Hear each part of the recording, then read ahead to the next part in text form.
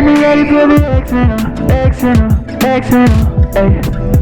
Getting ready for the X&O, ayy. Get me ready for the X&O, ayy. Getting ready for the Well, here we are on a very nice day here in Melbourne.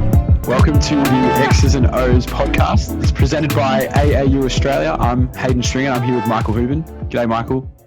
Hey, how's it going? Yeah, doing good. Doing real good.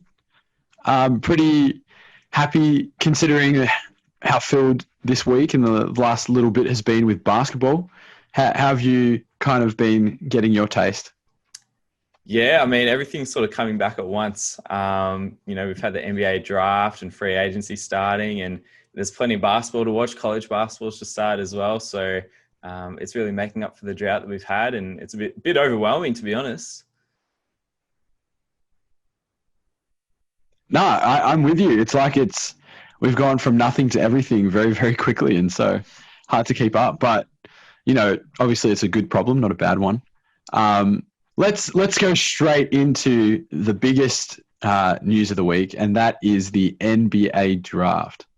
So,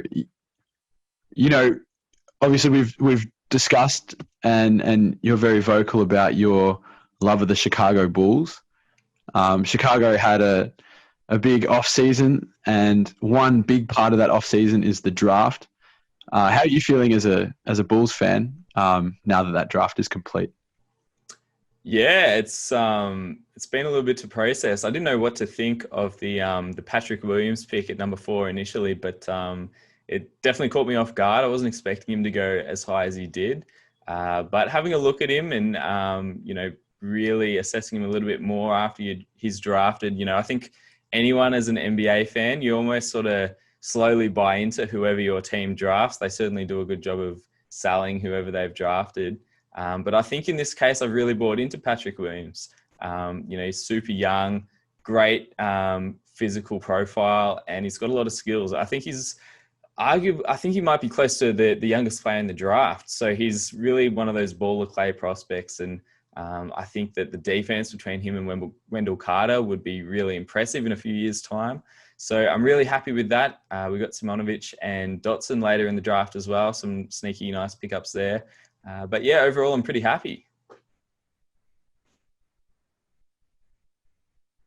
Yeah, it's good to hear. You mentioned Dotson. I was low-key hoping that we would get him. I thought he was going to go a little bit higher than that. I think he is an extremely underrated talent, so I reckon that's a big pickup for you. And I think they addressed the fact that maybe Woj had put it out on Twitter or something, that he actually, idolized Rose as a kid. So he's probably pretty happy that he's headed to Chicago as well. So that's a bit of a win-win. Yeah, always cool to see the hometown kids come back, I guess. He's a Chicago boy and definitely has shades of his game in terms of speed and that point guard play. And yeah, I think we were pretty fortunate to get him undrafted. I definitely had him as a top 60 prospect, and to see him go undrafted and then for us to pick him up on a two-way was pretty fortunate. I think he almost, after he slipped past the 40s, I recall reading that his agent said that they were going to tell teams not to draft him because he wanted his sort of pick of the bunch of where to go, and that's worked out in our favor. So yeah, really happy with that one. And well played by his agents too. Good stuff from that. That's another thing that I find really impressive about, whether you're looking at the NBA draft or even cross-code to NFL draft, if you're comparing that to how we run things, is the agents really get the best thing for their client. So it's good. And, I think Dotson has a lot of promise, and that's, honestly, I think Chicago's done well and they've had a pretty good offseason overall. So good on you guys. But talking about, the draft, there are a few Australians that we want to talk about. Who we got up first? Well, most notably, we have Josh Green. Josh Green drafted to the Dallas Mavericks as a mid-first round pick. It's a great pickup. Yeah, great pickup, great fit. I think he's going to be awesome alongside Luka. He'll get game time as well. They're not super stacked on the wings. They've got Tim Hardaway Jr., and a couple of other guys there, but nothing too crazy. I think he'll have time to shine and really play that 3-and-D role that they really need. They're the sort of players you need alongside a Luka Doncic, someone that can spot up for three because he's going to find you for open looks, run in transition and play defense. And we all know that his defense is his calling card. He's exceptional on and off the ball, great awareness, great hustle.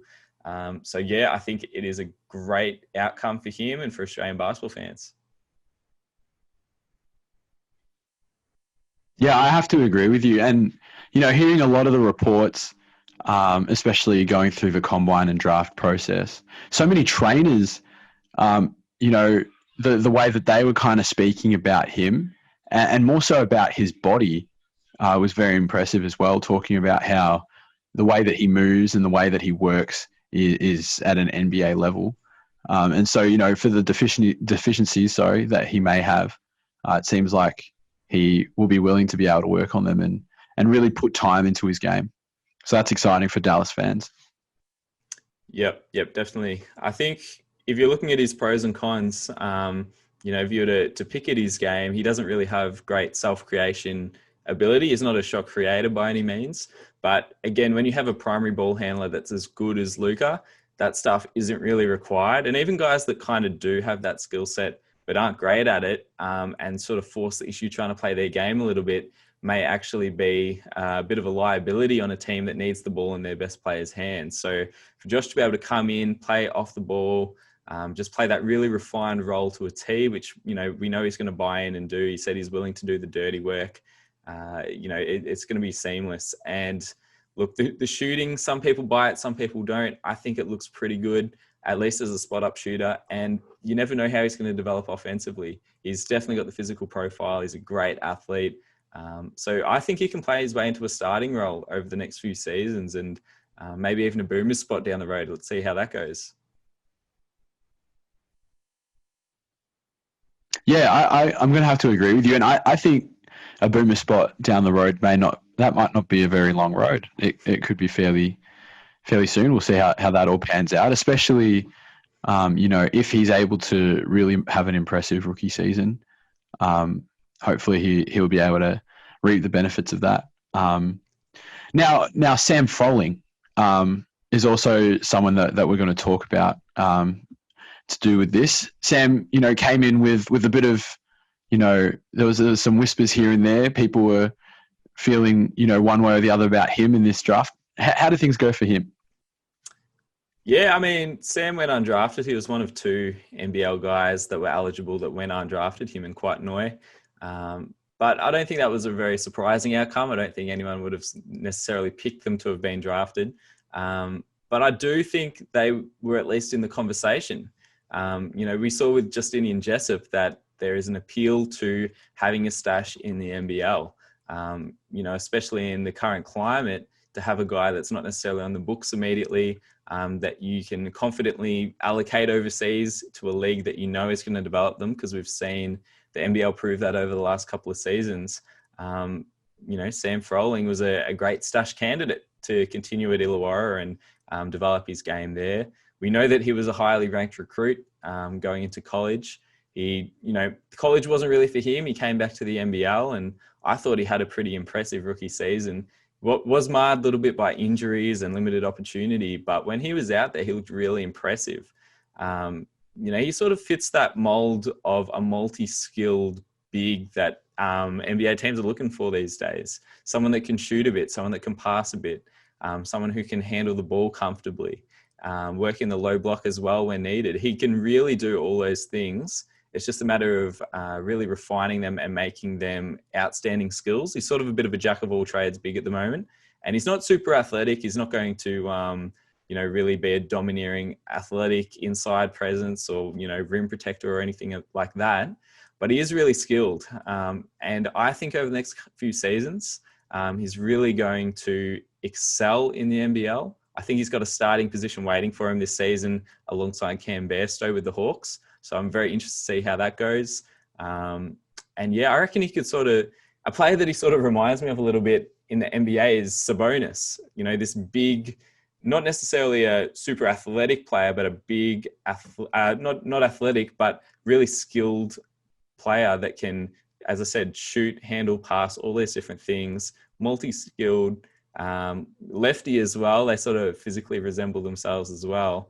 And if he can become the Sabonis of the NBL, then maybe one day he can find a role in the NBA. Because as we're seeing, you know, guys don't necessarily have to be drafted to get to that NBA pathway. We saw that with Will Magnay. He, you know, had no draft buzz. Yeah. But now he's 21 years old, had a good couple of seasons in the NBL, and he got noticed. So for guys like Froling, guys like Quatnoy, if they continue developing in the NBL, that NBA pathway is absolutely still there for them. And being drafted is not the end all be all. Yeah, I think you've summed that up really, really well. You know, I feel like, you know, going back to talking about his actual body, him getting injured may have just hurt him a little bit as well in the terms of we didn't have as big of a sample space to be able to look at him from. So maybe, you know, give him another season and he's right back in that conversation, maybe even more in that conversation than he was this year. And you mentioned Quatnoy as well. What else do you kind of see for him? Yeah, Quatnoy is a really impressive player. Fits that 3-and-D role pretty well as well. He's a guy that shot 39% over his 2 college seasons. He came back to the NBL and shot 34%, which is pretty good for a professional rookie, but he does have that upside to shoot even better than that. He showed the ability to shoot coming off screens and different actions as well, so that's really encouraging. He's a great athlete, you know, long, can play above the rim. And something that really stood out to me in his NBL season is that he hustles really hard. He's not bashful offensively, and he crashes the board so hard on both ends. That's what I really love about him. I think he can play the 3. I think he can play some small 4. And he's another guy that injuries really slowed down his traction last season. But this season, coming in healthy, they don't have DJ Newble. They're going to need a lot more usage from him, and he really has the opportunity to step up into a much bigger role and really make that jump that we would love to see from him.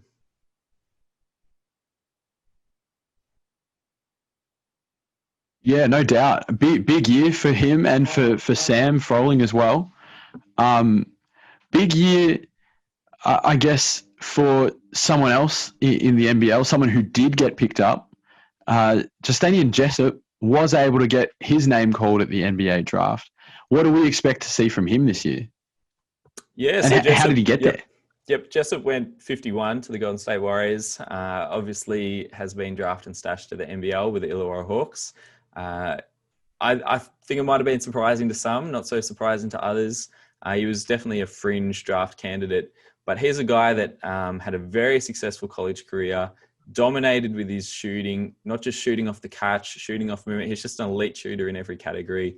And he's not just a one-trick pony. He can handle a little bit. He's a smart team defender, and he's a smart passer. You know, he just does a little things well. He's not very athletic, but that hasn't really stopped him at the college level, and I don't see why that would stop him at the NBL level. So regardless of his NBA translation, whether we see him eventually come over and really make a career in the NBA, who knows? But as far as the NBL goes, this is a guy that, even though he's a next star, he's pretty polished. He's proven himself to be an elite college player, and he's going to come back and really make an impact at the NBL level. I look at the Hawks lineups. They've got Deng Adele, they've got Justin Simon, and then you've got Jessup on top of that. Honestly, I think that is the best wing rotation in the league. They are going to be dominant. They're really going to run. They're going to put points on the board. Lots of shooting, not so much from Simon, but all the other guys that they have there, Jessup included. I think he's going to be a great part to that team, and people aren't really going to realize how strong he is until he hits the court.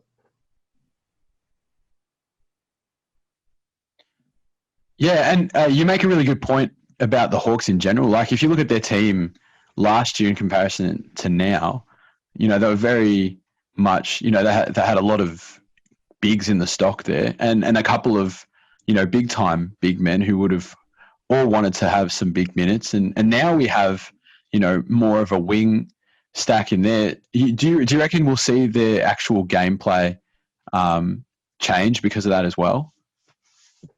Yeah, I mean, we've got Gorgian as coach now as well. I think they're going to be totally different to last season. They will definitely be running a little bit more. A lot of athletes on the team, a lot of shooting. They have the ability to really be versatile with their lineups. They can go quite small with guys like Max Starling up to the 5, and they can play big as well. They can go with Bairstow and Froling in the front court. So they've got a lot of different options. I think they're a bit of a sleeper team in the same way that Cairns was last season. So, yeah, I'm really looking forward to seeing them play. They're going to be a lot of fun regardless of wins and losses because they are quite young. But, yeah, lots of fun. Yeah, and if you're a Hawks fan, seeing the youth in the team is probably just as heartening because you get to see that development. You get to see a future NBA player such as Jessup play, and hopeful NBA players such as Froling, and you have a guy like Dengadell come in as well. It's very exciting times, really. Yeah, so that'll be good for them. Good for the NBL to have a guy like Jessup in because, like you said, he was a elite shooter. He is an elite shooter. He didn't all of a sudden lose it on the plane, but he was really impressive over college, and it's exciting to see that we're now having a retention of quality players being our next stars. Obviously, we're about to talk about who has, I guess, graduated from the NBL, but that we can now see a regeneration of a strong class for this year and hopefully for the years to come as well. So talking about that, the players who have left the NBL for the NBA, let's have a chat about them for a sec. Let's first talk about Will Magnay. Yeah, Will Magnay. It's a guy that only averaged like 8 points a game in the NBL last season. But he's young, and his flashes last season were absolutely incredible. Dominant rim protector. I think he had over 3 blocks a game, or at least per 36 or so. Yeah, he just has the timing, the athleticism, the physicality to really be a next level rim protector at 6'10" or so. And then offensively, an above the rim finisher. And he also showed some flashes of stretching it out to 3 as well. So he's picked up that 2-way contract with the Pelicans. Great opportunity for him. We'll see what that opportunity means for him, whether that's playing the G League and how he produces there, or whether at some point he does get a call up into the Pelicans team. But yeah, regardless, I think it is a prime example of what the NBL can achieve. This is a guy that went from being a development player to a substantial role in an NBL team, and now he's in the NBA. So that's the formula that is for the next generation of players that are coming through. We just spoke about the Hawks. What about someone like Akolda Gak? He's a guy that's a development player for them this season. I don't know how much he's going to play, but in a season or 2 down the road, maybe he's a key contributor, and maybe he's going to take the jump and get a 2-way or so, or maybe he gets drafted. So Magnay is just living proof of the NBL's potential as a pathway. He's a great player, whether he cracks the NBA or not, because the fringes are so hard to get into. It's a great opportunity for his development. And if not, he's going to come back to the NBL and it's going to be a marquee big. So it's a win-win all round. I know the NBL, would be disappointed to lose players of his caliber and potential, but it all pays dividends because it means that more players want to come here and use the NBL as a stepping stone. Mm. Yeah, well said. And speaking of players that want to come here, one player who did come here and played at the Sydney Kings and enjoyed playing under a very good coach in Will Weaver has had the opportunity to go over there and sign a 3-year deal. What's going on with Jayshawn Tate? Yeah, so Tate's someone that saw the NBL and saw how it's flourishing and said that this is the right step in my career to make that jump to the NBA, because obviously he had that end goal in mind, not just to be seen, but also to develop. And we know that Will Weaver was an excellent coach. He was one of the best in the NBL last season, and he's been rewarded as well. He's off there as well. So I'm sure those two are interlinked somewhat, the fact that Weaver's gotten the assistant position there and then Tate's followed suit. But Tate absolutely deserves it. He's a terror on both ends of the floor, dominated the NBL. Really fits the modern NBA as, you know, a small 3-4 type, especially now that he's shooting the rock better. And a guy that we're really going to miss in the NBL. But again, you know, it all comes back around. So as much as we're going to miss him, there's going to be new guys coming in and they're going to be just as exciting because of the success of guys like Tate moving on. So very exciting to see how that connection will go in Houston. Yeah, well, I think it'd be cool to elaborate as well a bit on Will Weaver and his ability to get over there as well, because he, you know, if you look at what Sydney was able to do in terms of, I guess, you know, structurally, they've obviously put in a lot of effort into trying to make the Kings quite a high-level franchise, bringing in Weaver to be able to have that opportunity to coach. And so now he's gone over to Houston. What do you kind of see for him in his coaching career from, you know, from now on? Yeah, well, he had plenty of NBA interest. You know, it seemed inevitable that he was going to get a deal somewhere because so many teams were interviewing him. You know, it just seems like there's a lot of teams that have him on their radar. And look, the one thing that really impressed me when he was in the NBL, not only was he a great coach in the X's and O's sense, but he was also a great speaker and a very a person that was really attractive to a lot of people in the way that he spoke and you know, got people to buy in. And we really saw evidence of that through not only his press conferences and things like that, but in turn, all these players wanting to come play in Sydney. You know, you got Xavier Cooks and his dad's coaching at the Hawks, and he turned down coming back home to the Hawks to go play for Sydney. And the number one reason he cited was that he wanted to develop under Coach Weaver. The same thing happened in the offseason when guys like Angus Glover also left the Hawks. It's because they saw the opportunity to develop under such an experienced and quality coach in Will Weaver. So look, all the players in the NBL saw his quality. Obviously, he also had the Boomers gig there as well, which, you know, might have been a little bit of a lure to players that were trying to crack that squad as well. But yeah, he's going to be great in the NBA. You know, he's done his time both in the G League and overseas, and you know, now it's paying dividends. Now he's where he should be, and the Kings are going to be at a loss for it. But you know, I'm sure they're going to find a great candidate to replace him, and so the circle of life in the NBL moves on. I mean, it will be hard to replace him, but you're right. It moves on. They have to obviously find a good replacement. And, you know, it's good to see that he's going to have that opportunity now in Houston as well. Now, let's go to the Next Stars program of last year, and let's focus on two players in particular, LaMelo Ball and RJ Hampton. How do you feel that they're going to be able to, one, succeed in their new environments, but also how did you see the whole draft process panning out for them? Yeah, well, we knew that LaMelo was going to be a top 5 pick. That was without question. The fact that he dropped to 3 was a little bit surprising to me. I thought he was the number 1 prospect in the draft. But it's a good landing spot for him. Charlotte, he's going to be able to play his game. He's going to be able to run the ship. And, you know, he's going to be a very successful NBA player. Was a very successful NBL player. You know, he was in a great situation at the Hawks. Yeah, especially after Aaron Brooks' injury, the ability just to put the ball in his hands and go to work, paid dividends for his stock. And look, I think he's going to develop that J to a respectable level. He's going to be a passable defender probably eventually. But more than anything, he's a really quality passer. He's got the size. It's so hard to find an initiator of his caliber at his size. And Charlotte's really won out with him. And then RJ obviously slipped a little bit to maybe some people's expectations, but he, you know, is a very talented player in his own right, a lot of potential.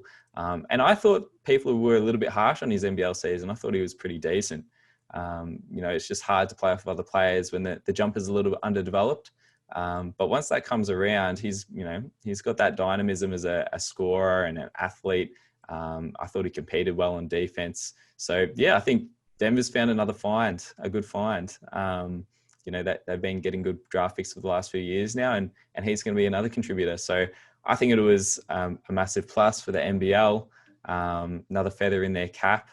And it was great to see them, see through their NBL tenure and come out the other side as NBA players. So moving on now to the future, let's talk about 2021 draft and more specifically the Australians that could be involved in that. We've got a few names that we could talk about here. Who should we talk about first? Why don't we start with Josh Giddey? He's probably the one that's been talked about the most. We saw him a couple of preseason games already with the Adelaide 36ers and looked very good, especially in that first game against Brisbane. Has drawn some comparisons in some ways to LaMelo just because he's such a big point guard at 6'7" or 6'8", depending on where you look. And he certainly does have that similarity. They're both big point guards and both really good passers of the ball as well. What else I like about Josh Giddey's game is, he's a good finisher with both hands. His shooting is improving. And obviously with that size, he has the ability to play multiple positions on the floor as well. So there's lots of appeal there. As we said, big initiator type prospects are hard to come by. So there's a lot of upside for his game, particularly in the NBA, if he's able to round out his game and really become a complete player. Yeah, right. So with Josh, where do you think the comparison with LaMelo ends? Well, there's quite a few notable differences. LaMelo is probably a marginally better athlete. He's definitely a lot shifty with the dribble, a much better ball handler in that sense. And there's a difference between being a good passer and being a elite one. And LaMelo is a prodigious ball handler. He's going to be one of the best passers in the NBA from day dot. And as good as Giddey is, he's not going to be on that level, but he is quite good. I would say LaMelo is probably a better shot creator as well. Giddey is very good at getting to the ring, in spite of his athletic limitations in some ways. He, at the moment, is probably behind the curve a little bit as a shooter, but he does project to shoot the three decently over time, I would say. And then I think LaMelo is a little bit more aggressive on the defensive end as well. But there certainly is some similarities there. And while I don't think he has the upside of a top 5 prospect or anything, I do think there is potential for him to land in the first round if he has a really good season. Yeah, right. Okay. Well, I'll talk about Mojave King then as well. Now, I found it really interesting to watch the footage of them over in Europe. With the Global Academy, and to kind of see how a lot of these strong young players intermingled with each other. And the thing that just stood out to me was Mojave King is an impact player. He's a guy who can get something going when they need help, but he can also, make plays to be able to lift the team up as well. I think, if you compare Josh to Mojave in the athleticism department, there's quite a bit of a deficiency there in between the two. But then, like you said, Josh is a great passer, has that, ability to be able to find those players. But Mojave, I was pretty impressed with his shooting and his ability not only to shoot the ball, but actually, he seemed to have pretty good nous when it came to actually finding himself open. That's not just some magical gift that happens, though. That's him figuring out ways to get himself open as well, or working within the structure to be able to get himself open. Either way, that's a good thing to have, to be able to find yourself, open in space. I don't think he's all that bad of a defender either. A lot of these kind of players are also good defenders, people who can shoot, and I think he has maybe a little bit to work on with his defensive ability, but he's definitely an above average defender at his age group and can work with that platform as well. And as much as we're in an offensive game at the moment, the good defensive players are still very important. So I'm pretty high on Mojave. I think you spoke earlier about how, or we were talking earlier, how Mojave maybe a little bit slept on A couple of the boards don't really have him on. Some have him low first round, high second round. I reckon he's a guy that not only will have an impact for his club in the NBL, but he'll have an impact on the international scouting scene as well. Yeah, Mojave is an exceptional prospect. If you're talking about Giddy, you should be talking about King. They're at least parallel prospects, in my opinion. In a way, I almost feel like King is probably the slightly better prospect. I think he certainly has a higher floor as a player because he fits into that role as a shooter so seamlessly. As you said, I completely buy into the shot. It's very compact, very efficient. He's shot it well over multiple tournaments and events. And he's starting to shoot it pretty well off the dribble as well. So he's going to be able to create some shots as well as just spot up off the floor. And as you said, an underrated part of being a shooter is getting open and finding your looks, and he's very good at that. So I think he's a proven shooter. I think he's going to shoot the ball very well in the NBL this season. He's a great athlete, much better than Josh Giddey is in many respects. Definitely a better quick twitch athlete and a better leaper, that's for sure. So he's going to be able to finish plays at the rim, and he's shown the ability to handle the ball in a pinch and make good decisions with the ball as well. So a lot to provide on the offensive end. As for defense, he's definitely got the tools. I think he's shown the ability to impact the game on the defensive end in many ways. He still falls asleep off the ball a little bit, and I'm sure that's something that he'll work on. But overall, he has the tools to be an impact two-way player and to play off of, anyone and everyone. And that's what made him such a good teammate to Josh Giddey. They played together so well for the Global Academy in that backcourt. I think he's an NBA prospect as well. I think he's 30 on Bleacher Report's mock draft at the moment. I haven't seen him in too many other places. He should be first round, in my opinion. If you have him second round or you don't have him on your board, you're probably sleeping on him. So he's someone, I think particularly as well, that's more likely to occur as the NBL season goes on, because I actually think he is in a better position in terms of team situation and roster construction to have a productive season than Giddey is. Because Giddey, he's going to handle the ball a little bit, and we saw that in the preseason game, but that wasn't with a full roster. On their actual roster, they don't have too much spacing. They have a lot of bigs, and they have other ball-dominant players.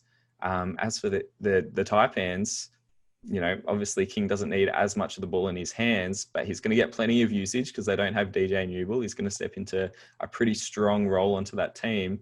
But he's also going to play off of Scott Machado, one of the best setup guys in the league. They play at a fast pace, lots of scoring, which suits his game to a T. And he's, just going to slot into his perfect role. So I think, that's going to be perfect for him. He's in a great situation to succeed where maybe Giddey isn't. I'm not too sure. Maybe his talent will overcome that situational issues, in my opinion, to be a good player at Adelaide regardless. But I think when the NBL season's done and dusted, there's a decent chance that we might see King higher on the boards than Giddey. Yeah, I've got to agree with you on so many points there. Just going back on talking about the combination of him and Machado, I think, when it comes to a career decision, to be able to, for him to have made that decision to play alongside such a complementary player, first of all, it's very smart. But second of all, even if you're a fan of Cairns, that's exciting because honestly, I just don't understand why people have slept on King so much. Like they should be talking about him all the time. I don't know why we're not talking about him more, because he, at this current point in time, I think is the best prospect that we have in the year.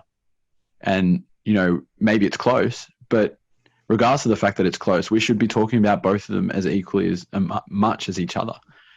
So, I think you're right. I think he's in for a good campaign. I think Cairns will be in for a good campaign. And if he can, A, perform, and B, perform on a strong team, how good does that look for his draft stock, not stock draft?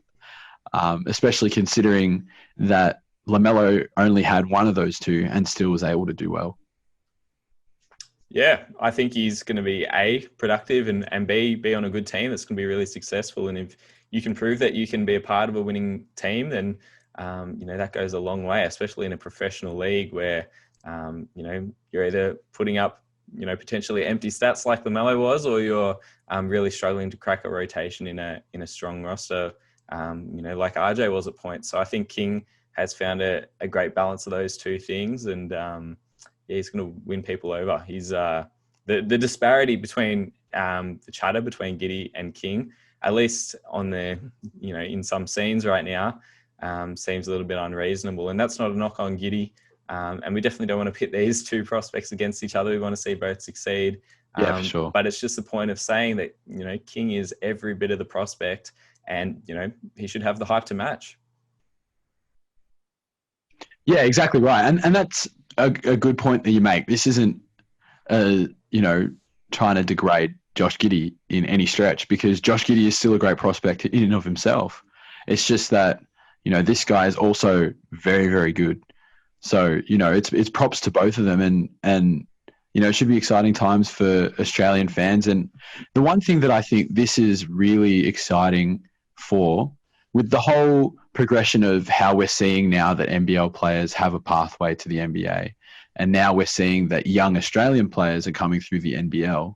This is an exciting time for, if you're a 12 to 17-year-old and you're looking to make a career out of basketball, you can now go, this is a genuine, viable option for me.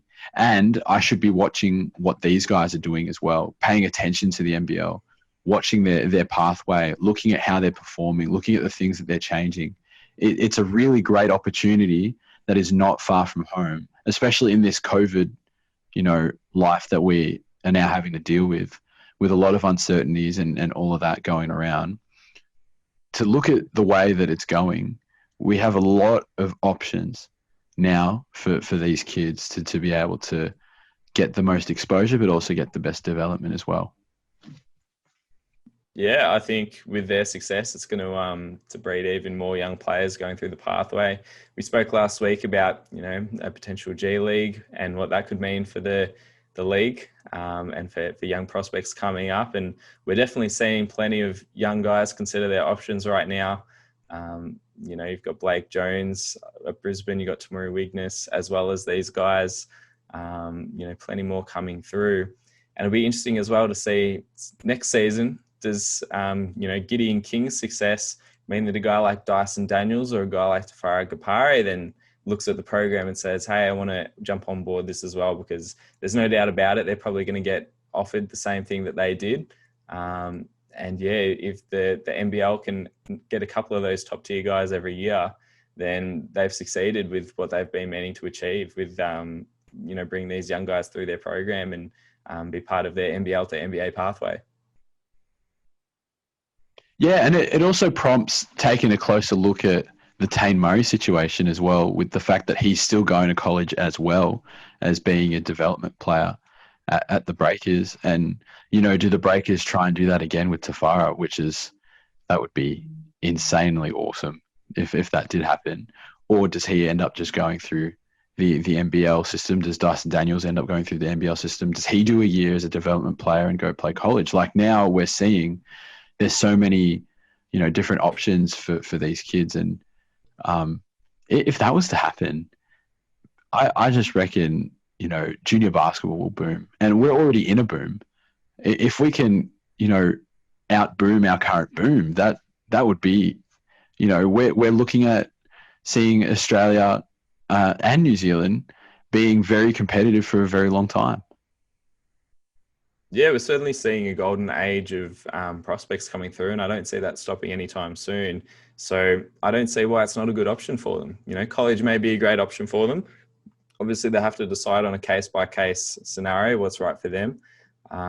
But, we see all the time college doesn't work out for everyone, and it may not necessarily be the best thing. So far, the NBL's got a pretty good track record of getting these guys through. And, yeah, I have little doubt they're going to be offered deals, and I'm sure that'd be quite lucrative. So it's definitely going to be something that, I'm sure they'll heavily consider. And for the NBL's sake and for Australian fans' sake, I think that's a really exciting proposition to see those guys potentially on a squad next year.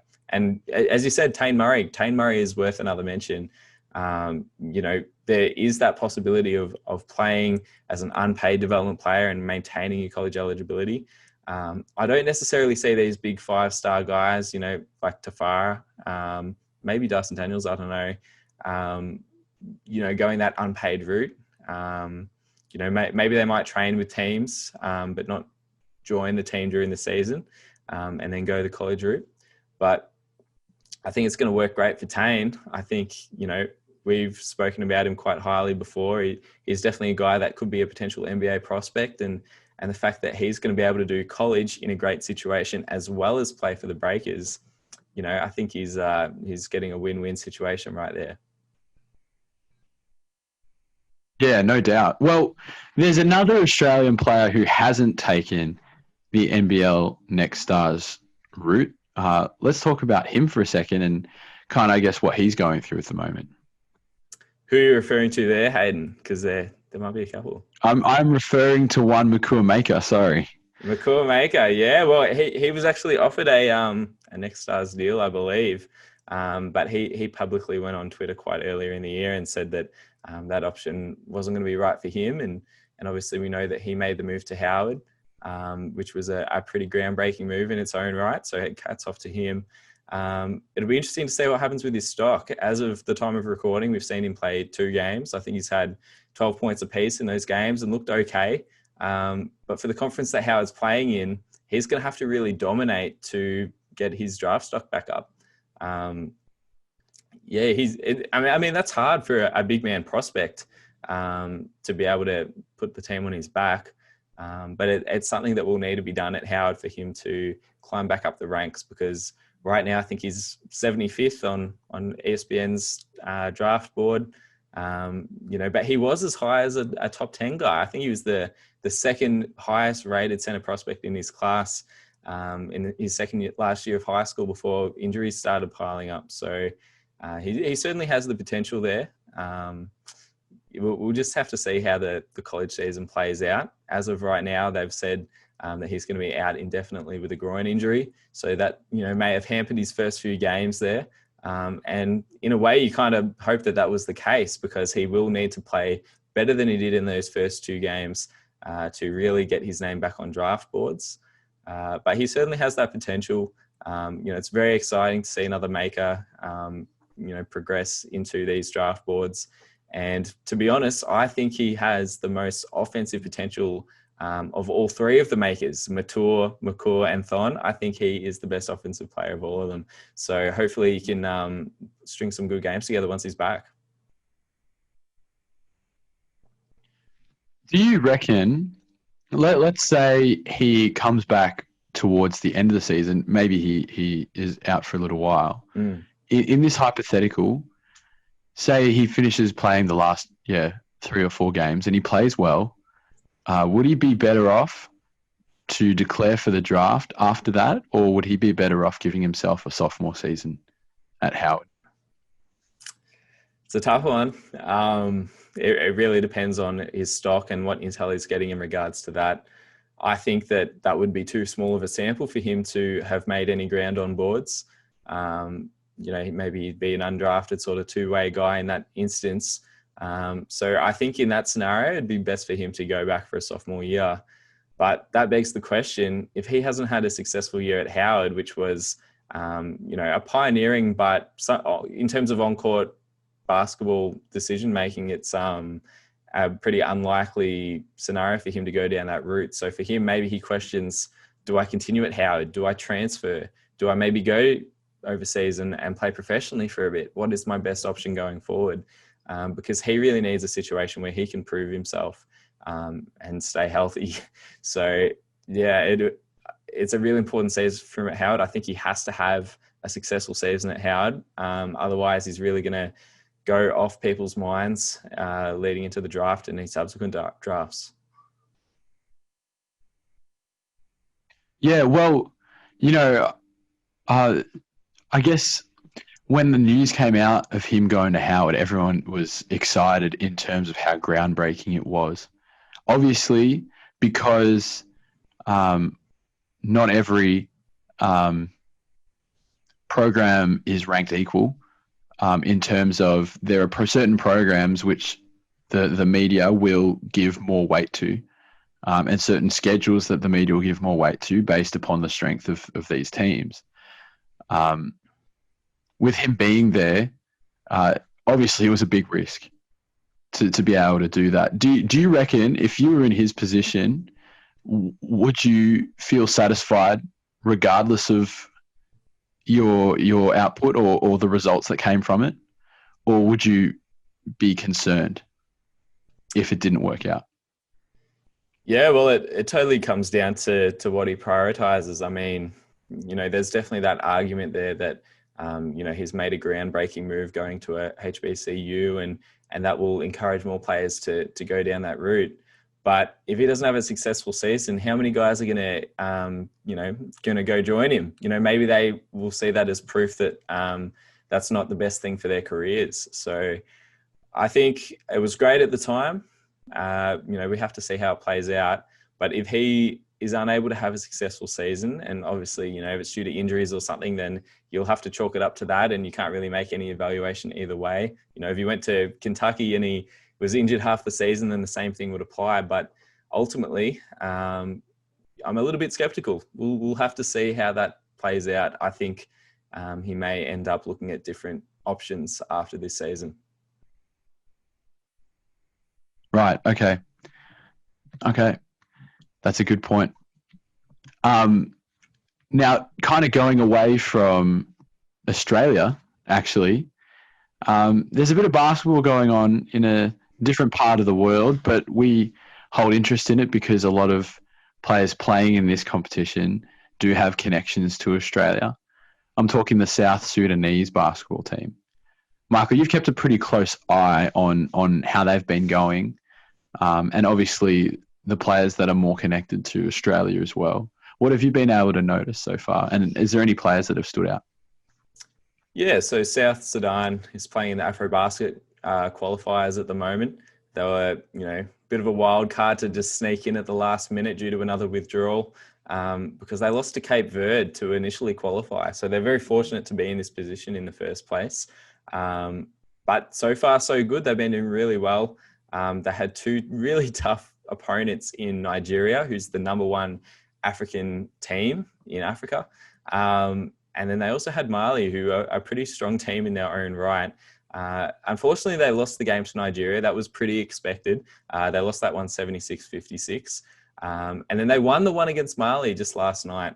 And that was 77-64. So really impressive result for them. And we have 7 Australian players playing in it. Guys like Manny Malou, Kwani Kawani, who was with the Cairns Taipans not too long ago. Got Denga Kuth, who was with the Sydney Kings. Mathang Muo, Tini Puat, who was with the Waverley Falcons in NBL 1. And Makai Pundak.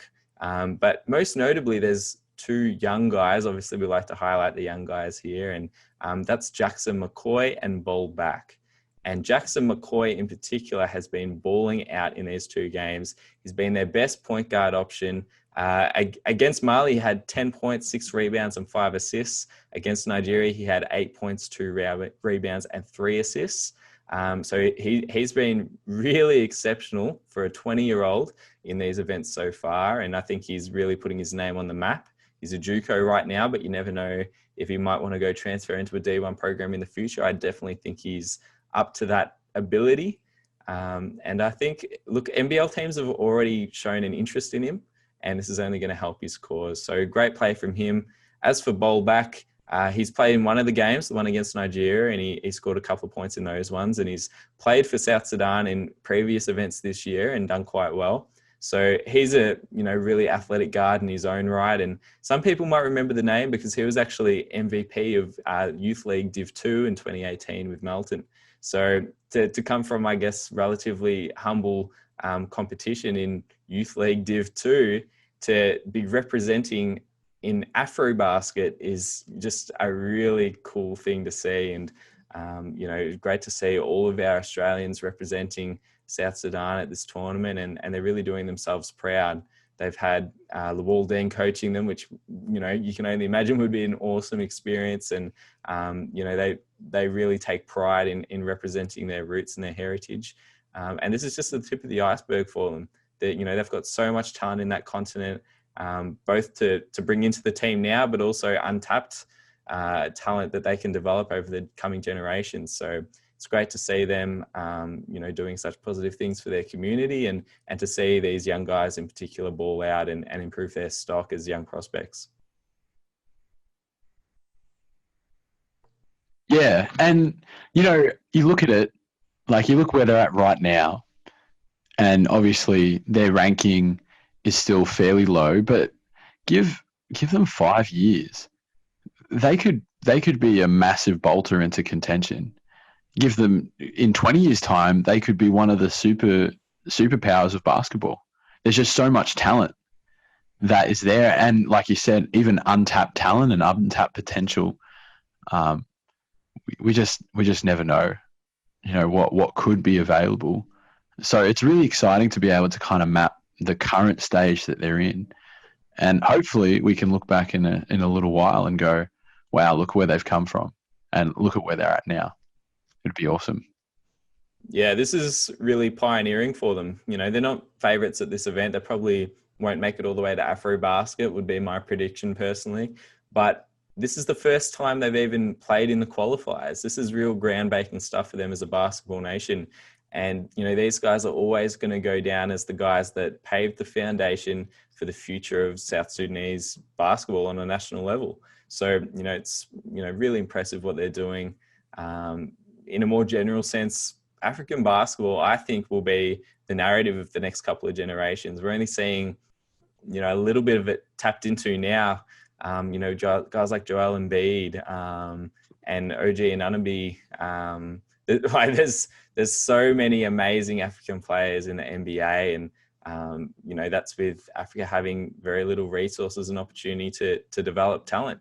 You know, I think the earnest line is the fact that African people probably have the best athletic bodies suited to basketball in the world. And once they're able to tap into that and make the most of it, and really get the opportunities that they deserve, then, you know, the sky's the limit for those nations. We're seeing countries like Nigeria already make an impact at the Olympic and World Cup level because of the talent that they have at their disposal. And again, it goes to show that these South Sudanese that come over here to Australia and then are part of the programs over here do amazing things. So it's great, I guess, to have that symbiotic relationship between the two countries. And, you know, obviously we're proud for them to represent South Sudan, and we're proud, you know, when guys like Deng Adel and Thon Maker and co represent Australia. It means a lot to see that diversity on display for Australia as well. So, yeah, really great things, and you know, really proud to see all those guys doing what they're doing. Yeah, definitely. And it, like you said, good to see the kind of connection between the relationship of Australia and South Sudan now, as well. And so it means that those who previously had no affiliation with any African team can now do so, and be able to enjoy it. And, you know, hopefully this is, like you said, the building blocks, the stepping stone to greatness. And I think you summed up perfectly as well where African basketball is headed, because if we look at what NBA, you know, recruiters are looking for, a lot of that is found in a lot of these African nations. So it'll be great to see Afrobasket become, you know, potentially the premier competition in terms of regions in the world. So it'll be good. Well, is there any other things that we wanted to discuss today, Michael, or is that about it? Look, that's about it. Probably a few shout outs to a couple of the college guys that have had good games so far. Most notably, Alex Dukas had 25 points the other day for St. Mary's. So really encouraging for him to do so well so early. It's his sophomore season, I believe, now. And we saw what a scorer he could be at the NBL 1 level before he headed over.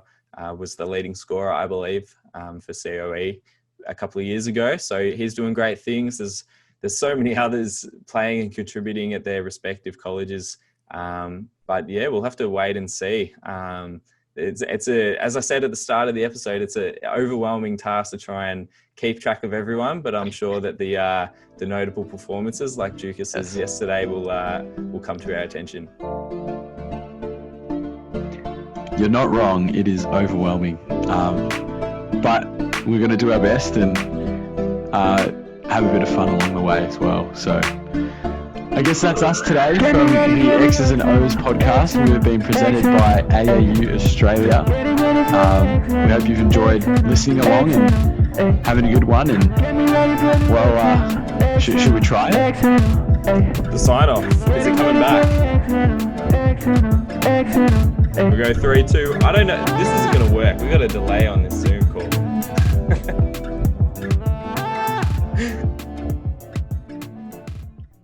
Live your dreams.